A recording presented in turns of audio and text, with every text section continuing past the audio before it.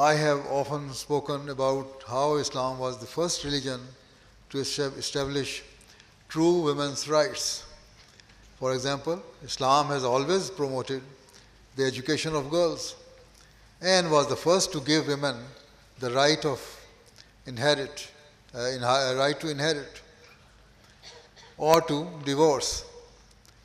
Allah does not stop women from working or require them to remain confined to their homes.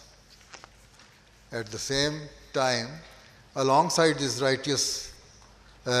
right, Allah has laid down certain conditions and responsibilities.